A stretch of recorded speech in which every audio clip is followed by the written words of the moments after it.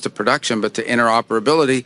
And so I imagine that'll be a topic of conversation. On the issue of Iran, the news this morning, I know it's early on it's still in the United States, a little later in the region, in the Middle East, but we await word on those conversations that are ongoing. There's been some slight progress. I don't want to exaggerate it, but there's been a little bit of movement, and that's good.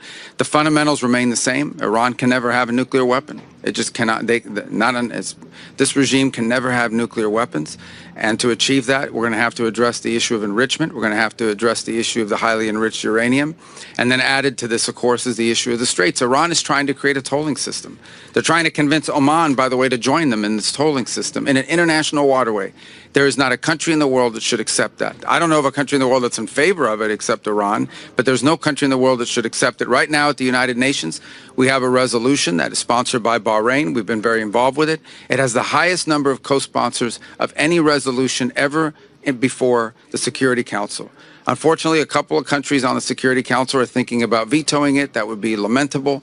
We are doing everything we can, though, to achieve the sort of global consensus that's necessary to prevent this from happening, and we're trying to use the United Nations. Let's see if the United Nations still works.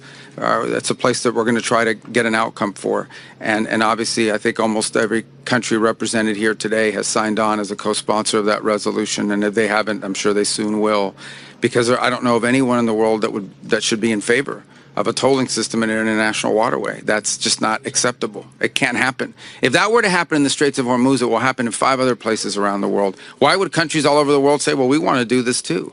Not to mention how vital and critical that strait is to every country represented here today, but frankly to countries not represented here today, particularly the Indo-Pacific. So we'll have a good meeting today. I hope it'll be productive. I expect it will be, and it'll set the groundwork for the leaders to meet in about 6 weeks. And we have a lot of work to do between now and then.